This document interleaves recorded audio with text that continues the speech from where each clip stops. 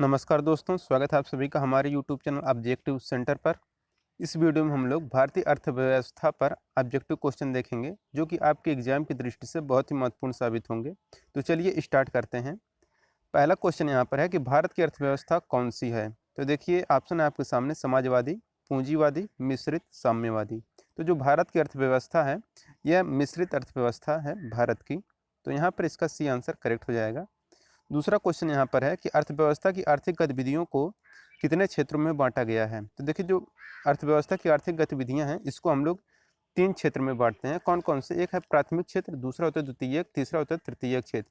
प्राथमिक क्षेत्र के अंतर्गत आपका कृषि आता है, पशुपालन, मत्स्य पालन, खनन और इससे संबंधित गतिविधियाँ को हम लोग प्राथमिक क्षेत्र के अंतर्गत रखते हैं। अगर बात करें द्वितीयक क्षेत्र की, तो द्वितीयक क्षेत्र के अंतर्गत हम लोग कच्चे माल का उपयोग करने वाले उद्योग को रखते हैं, जैसे कि लोहा इस्पात उद्योग हो गया, वस्त्र उद्योग हो गया, विनिर्माण तथा इलेक्ट्रॉनिक्स उद्योग, ये सब हमारा द्वितीयक क्षेत्र के अंतर्गत आते हैं।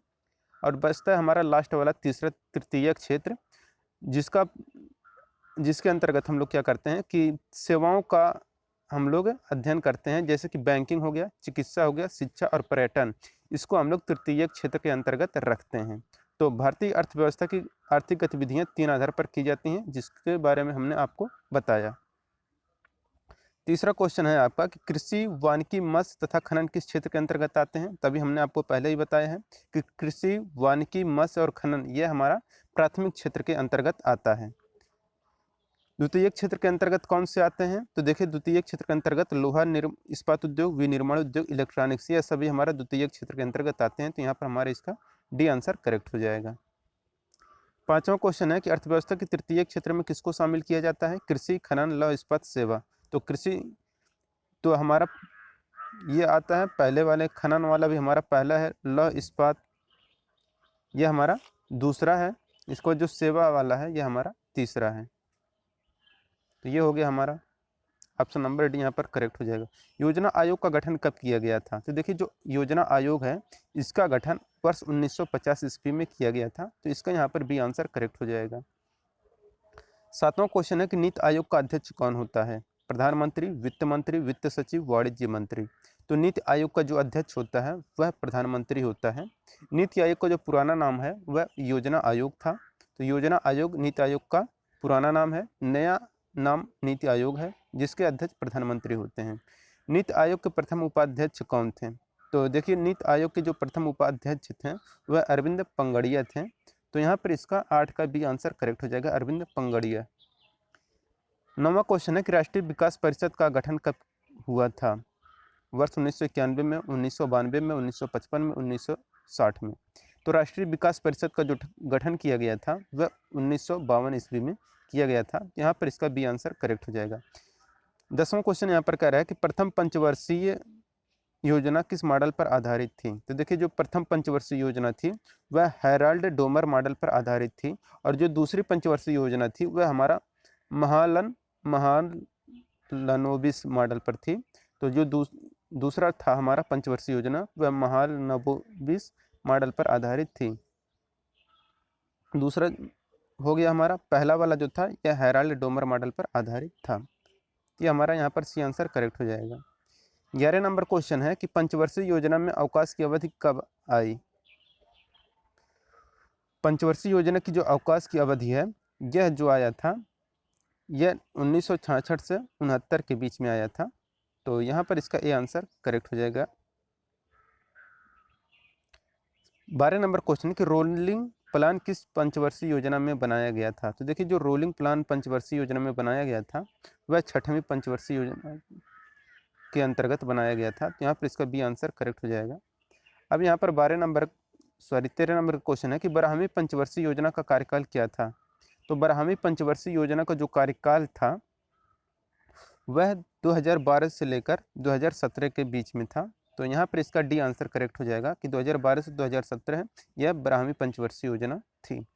14 नंबर का क्वेश्चन यहाँ पर कह रहा है कि भारत में सर्वप्रथम राष्ट्रीय आय की गणना किसने की थी।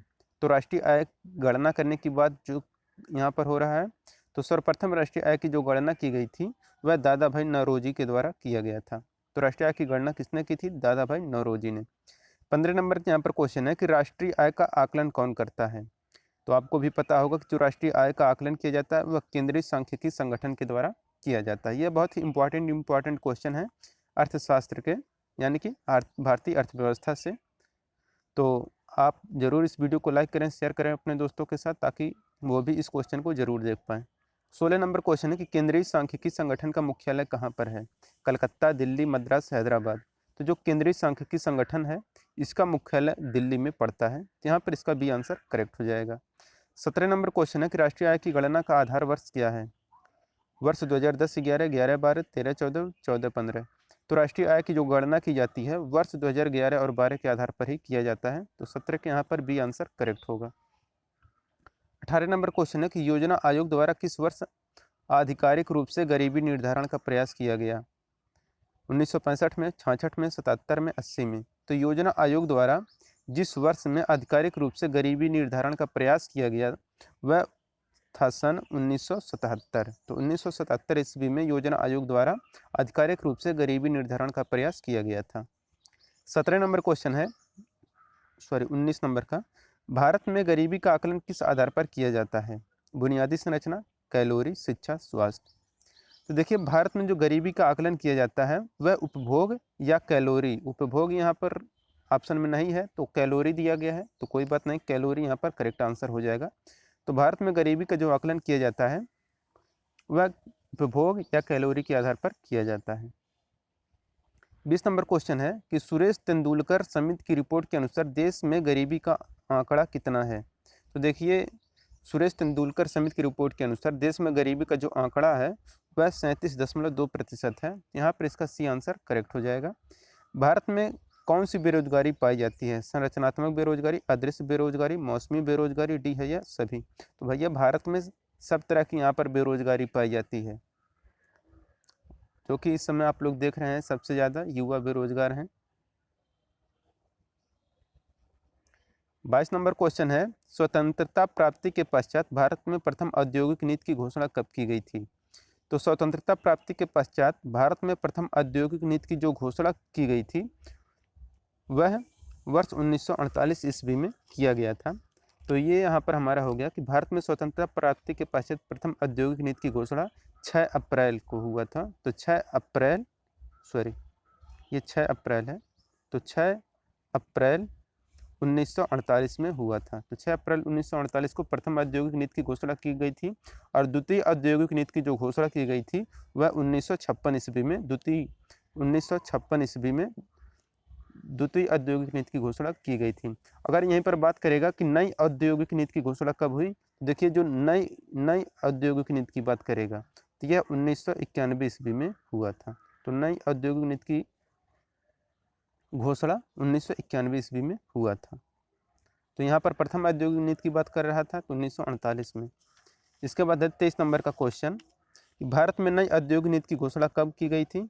तो देखिए यहाँ पर वही सेम क्वेश्चन आ गया, रिलेटेड उसी से जो हम आपको अभी पहले बताए थे। तो नई औद्योगिक नीति की घोषणा की बात करेगा तो 1991 में। तो अगर प्रथम औद्योगिक नीति की घोषणा की बात करेगा तो 1948। भारत में कौन महारत्न कंपनी नहीं है? तो देखिए ONGC, गेल, इसको BPCL, ये सब महारत्न कंपनी है, जबकि MTNL जो है ये हमारा नवरत्न कंपनी है। तो 24 का यहाँ पर डी आंसर करेक्ट हो जाएगा कि MTNL यह महारत्न कंपनी नहीं है बल्कि यह नवरत्न कंपनी है। तो इसे आपको याद रखना है, ये नवरत्न कंपनी है। राउरकेला इस्पात संयंत्र की स्थापना किसकी सहायता से हुई थी? तो राउरकेला जो कि आपका उड़ीसा में पड़ता है, तो राउरकेला इस्पात संयंत्र की स्थापना जो की गई थी वह जर्मनी के माध्यम से किया गया था। तो यहाँ पर इसका बी आंसर करेक्ट हो जाएगा, जर्मनी। अब 26 नंबर का क्वेश्चन, भारतीय रिजर्व बैंक ऑफ इंडिया की स्थापना कब की गई थी? तो RBI की स्थापना वर्ष 1935 ईस्वी में किया गया था। तो 26 का यहाँ पर भी आंसर करेक्ट हो जाएगा। 27 नंबर क्वेश्चन कह रहा है कि केंद्रीय बैंकिंग जांच समिति की सिफारिश पर किस बैंक की स्थापना हुई थी? तो केंद्रीय बैंकिंग जांच समिति की सिफारिश पर जिस बैंक की स्थापना किया गया था वह RBI था। तो भारतीय रिजर्व बैंक की स्थापना केंद्रीय बैंकिंग जांच समिति की सिफारिश पर की गई थी। भारतीय स्टेट बैंक है, तो देखिए जो भारतीय स्टेट बैंक है यह आपका सार्वजनिक क्षेत्रक बैंक है। तो सार्वजनिक क्षेत्र में यह यूज किया जाता है। भारतीय स्टेट बैंक वर्ष 1980 में कितने बैंकों का राष्ट्रीयकरण हुआ था? तो देखिए जो वर्ष 1980 था इसमें 6 बैंकों का राष्ट्रीयकरण किया गया था। तो यहाँ पर इसका 29 का ए आंसर करेक्ट हो जाएगा 6। अब है यहाँ पर कि 30 नंबर का क्वेश्चन कि भारतीय महिला बैंक का विलय किस बैंक में कर दिया गया? तो देखिए भारतीय महिला बैंक था जिसका विलय भारतीय स्टेट बैंक में कर दिया गया है। तो भारतीय स्टेट बैंक में भारतीय महिला बैंक का विलय हो गया है। 31 नंबर का क्वेश्चन है भारत का पहला इस्लामिक बैंक कहाँ पर स्थापित किया गया था? मुंबई में, कोच्चि में, बेंगलुरु में, हैदराबाद में। तो भारत का जो पहला इस्लामिक बैंक था इसको कोच्चि में स्थापित किया गया था। तो 31 का यहाँ पर भी आंसर करेक्ट हो जाएगा कोच्चि में। नाबार्ड बैंक की स्थापना किस पंचवर्षीय योजना के अंतर्गत की गई थी? चौथी, पाँचवीं, छठवीं, सातवीं। देखिए जो नाबार्ड होता है NABARD, तो नाबार्ड की जो स्थापना की गई थी यह छठवीं पंचवर्षीय योजना के अंतर्गत किया गया था। तो यहाँ पर इसका सी आंसर करेक्ट हो जाएगा। छठवीं पंचवर्षीय योजना के अंतर्गत नाबार्ड बैंक की स्थापना की गई थी। 33 नंबर क्वेश्चन है कि राष्ट्रीय आवास बैंक की स्थापना किस वर्ष की गई थी? तो राष्ट्रीय आवास बैंक की स्थापना की बात कर रहा है। ऑप्शन है आपके सामने 1985, 88, 90, 93। तो राष्ट्रीय आवास बैंक की जो स्थापना किया गया था यह 1988 ईस्वी में किया गया था। 33 का यहाँ पर बी आंसर करेक्ट हो जाएगा। 34 नंबर क्वेश्चन यहाँ पर कह रहे हैं कि भारतीय औद्योगिक वित्त निगम लिमिटेड का मुख्यालय कहाँ पर स्थित है? तो देखिए भारतीय औद्योगिक वित्त निगम लिमिटेड का जो मुख्यालय है यह आपका नई दिल्ली में है। तो यहाँ पर इसका ए आंसर करेक्ट हो जाएगा, नई दिल्ली। अब देखिए यहाँ पर और भी होते हैं, जैसे कि आपका अगर कह दे कि मुंबई में और कौन कौन से होते हैं, तो जैसे मुंबई में आपका भारतीय औद्योगिक वित्त निगम लिमिटेड है मुंबई में। लखनऊ की अगर बात करें तो लखनऊ में आपका पड़ता है भारतीय लघु उद्योग विकास बैंक यानी कि CDB पड़ता है लखनऊ में। तो ये हो गया आपका। अब अगले क्वेश्चन पे चलते हैं। 35 नंबर का क्वेश्चन, भारतीय बीमा नियामक एवं विकास प्राधिकरण का मुख्यालय कहाँ पर स्थित है? नई दिल्ली, चेन्नई, मुंबई, हैदराबाद। तो भारतीय बीमा नियामक एवं विकास प्राधिकरण इसका जो मुख्यालय स्थित है यह आपका हैदराबाद में है। यहाँ पर इसका डी आंसर करेक्ट हो जाएगा, हैदराबाद। 36 नंबर क्वेश्चन कह रहा है कि निक्की किस देश के स्टॉक एक्सचेंज का शेयर मूल्य सूचकांक है? Option Italy, Japan, Korea, Taiwan. तो निक्की जो होता है यह आपका जापान जो है, तो जापान देश के स्टॉक एक्सचेंज का शेयर मूल्य सूचकांक है। यहाँ पर इसका बी आंसर करेक्ट हो जाएगा। और अगर बता दें आपको कि जो मुंबई का है, मुंबई का सेंसेक्स होता है। दिल्ली का बात करें अगर तो CNS निफ्टी होता है। अगर चाइना की बात करें तो संघाई काम होता है। अमेरिका की बात करें तो नास्दाक होता है। और हांगकांग की बात करें तो हांग सेंग होता है। और टोक्यो और जापान यानी कि जो जापान का है ये तो आपको बताया ही है, निक्की यहाँ पर होता है स्टॉक एक्सचेंज का शेयर मूल्य का सूचकांक। मुंबई का शेयर मूल्य सूचकांक क्या होता है तो अभी हम आपको बताए हैं, तो मुंबई का होता है सेंसेक्स। यहाँ पर इसका सी आंसर 37 का सी आंसर करेक्ट होगा। अब है 38 नंबर का क्वेश्चन, निम्न में से कौन केंद्र सरकार के प्रत्यक्ष कर हैं? तो देखिए केंद्र सरकार के प्रत्यक्ष कर की बात कर रहा है यहाँ पर। तो केंद्र सरकार का जो प्रत्यक्ष कर आता है आयकर, उपहार कर और पूंजी लाभ कर, यह सभी आता है। तो यहाँ पर डी आंसर करेक्ट हो जाएगा, उपरोक्त सभी। 39 नंबर क्वेश्चन कह रहा है कि निम्न में से कौन सा कर प्रत्यक्ष कर नहीं है? सीमा कर, लाभांश कर, ब्याज कर, संपदा शुल्क। तो प्रत्यक्ष कर जो नहीं है वह आपका सीमा कर है। तो सीमा कर जो आपका है यह प्रत्यक्ष कर नहीं है। 40 नंबर क्वेश्चन है कि कौन से कर राज्य सरकार के प्रत्यक्ष कर हैं? भू राजस्व कर, व्यवसाय कर, रोजगारों पर कर, यह सभी। तो राज्य सरकार के जो प्रत्यक्ष कर के अंतर्गत आते हैं वह भू राजस्व कर, व्यवसाय कर, रोजगारों पर कर, यह सभी राज्य सरकार के प्रत्यक्ष कर हैं। देखिए भारत में GST कब से प्रभावी हुआ है? तो देखिए भारत में जो GST प्रभावी हुआ है यह 1 अप्रैल 2017 से प्रभावी हुआ है। और आपको पता होगा कि जो GST है इसमें 4 स्लैब को रखा गया है, जिसमें से जो GST होता है ये आपका 5% होता है, एक 12%, 18% और आपका 28%। ये 4 स्लैब यहाँ पर रखा गया है जिसमें कि सभी वस्तुएं और सेवाएं शामिल होती हैं। निम्न में से कौन से उत्पाद GST के कर स्लैब से बाहर हैं? तो देखिए GST के कर स्लैब से जो बाहर हैं यह आपका पेट्रोलियम है, तंबाकू है, एल्कोहल, यह सभी पदार्थ GST के दायरे से बाहर हैं। तो यहाँ पर इसका डी आंसर करेक्ट हो जाएगा, यह सभी जीएसटी के कर स्लैब से बाहर हैं। निम्न में से कौन सी दरें जीएसटी के कर स्लैब की दरों में सम्मिलित हैं? तो अभी हम आपको बताए हैं कि 5% है, 10% है, 18 है और 28 है। सॉरी, 5 है, 12 है, 5 है, 12 है, 18 है और 28 है। 10 नहीं है, 12 है, याद रखिएगा। 5, 12, 18 और 28। तो इसमें हमारा कौन सा आ जाएगा? ऑप्शन नंबर ए आ जाएगा। 5 करेक्ट आंसर हो जाएगा कि जीएसटी की दरों में 5 सम्मिलित है। अगर ऑप्शन में आपको 5 की जगह पर आपको मिल सकता है 12 भी मिल सकता है, 18 भी मिल सकता है और 28 भी मिल सकता है। भारत का पहला बजट कब प्रस्तुत हुआ था? तो जो भारत का पहला बजट था यह आपका वर्ष 1860 ईस्वी में प्रस्तुत किया गया था। अब है यहाँ पर 45 नंबर का क्वेश्चन, निम्न में से किसने सबसे अधिक बार बजट पेश किया है? तो सबसे अधिक बार जो बजट पेश किया गया था वह मोरारजी देसाई ने पेश किया था। तो यहाँ पर इसका सी आंसर करेक्ट हो जाएगा, मोरारजी देसाई। 46 नंबर क्वेश्चन है, भारत में रेल बजट को आम बजट में कब शामिल कर दिया गया? तो रेल बजट को आम बजट में जो शामिल किया गया था तो यह 2017 में शामिल किया गया था। यहाँ पर इसका बी आंसर करेक्ट हो जाएगा, 46 का बी। केंद्र एवं राज्य सरकार की वित्तीय व्यवस्था का संबंध है? नीति आयोग, वित्त आयोग, प्रतिस्पर्धा आयोग, चुनाव आयोग। तो केंद्र एवं राज्य सरकार की वित्तीय व्यवस्था का जो संबंध है यह वित्त आयोग से संबंध है। 14वें वित्त आयोग के अध्यक्ष कौन है? तो वाई रेड्डी जो हैं यह 14वें वित्त आयोग के अध्यक्ष थे। तो यहाँ पर वाई रेड्डी करेक्ट आंसर हो जाएगा। औद्योगिक रुग्णता से संबंधित समिति कौन सी है? रेखी समिति, गोस्वामी समिति, भूरेलाल समिति, गायपोरिया समिति। तो औद्योगिक रुग्णता से संबंधित जो समिति है वह गोस्वामी समिति है। यहाँ पर इसका भी आंसर करेक्ट हो जाएगा। 50 नंबर क्वेश्चन है, किरीट पारेख समिति ने किस क्षेत्र में सुधार हेतु अपनी सिफारिश प्रस्तुत की थी? फ्यूचर ट्रेडिंग से, पेट्रोलियम पदार्थों से, वित्तीय क्षेत्रों में सुधार से, इनमें से कोई नहीं। तो किरीट पारेख समिति ने जिस क्षेत्र में सुधार हेतु अपनी सिफारिश प्रस्तुत की थी वह था पेट्रोलियम पदार्थों से। यहाँ पर इसका भी आंसर करेक्ट हो जाएगा, पेट्रोलियम पदार्थों से।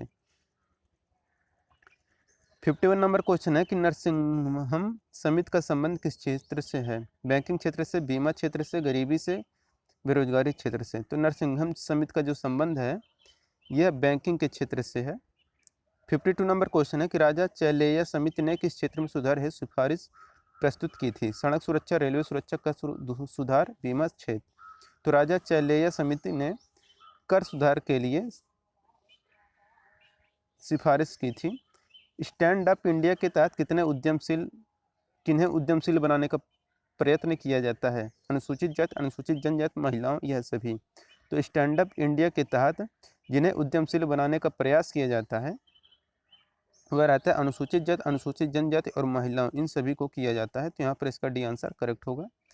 54 नंबर क्वेश्चन है कि प्रधानमंत्री उज्ज्वला योजना का उद्देश्य क्या है? तो प्रधानमंत्री उज्ज्वला योजना का उद्देश्य है मुफ्त एलपीजी कनेक्शन देना। तो 54 के यहाँ पर भी आंसर करेक्ट हो जाएगा। 55 नंबर क्वेश्चन है कि सोलर चरखा योजना का संबंध किस क्षेत्र से है? तो सोलर चरखा योजना का संबंध जो है यह रोजगार से है। तो यहाँ पर इसका भी आंसर करेक्ट हो जाएगा। दोस्तों, अगर आप इस वीडियो को पीडीएफ चाहते हैं तो पीडीएफ आप हमारे टेलीग्राम चैनल ऑब्जेक्टिव सेंटर से प्राप्त कर सकते हैं। लिंक आपको डिस्क्रिप्शन बॉक्स में दिया गया है टेलीग्राम का, तो आप वहाँ से ज़रूर ज्वाइन कर लें और इस वीडियो को ज़रूर प्राप्त कर लें। अगर ये वीडियो आपको अच्छा लगा हो तो वीडियो को ज़रूर लाइक करें और अपने दोस्तों के साथ भी शेयर करें। मिलेंगे नेक्स्ट वीडियो में। Thank you.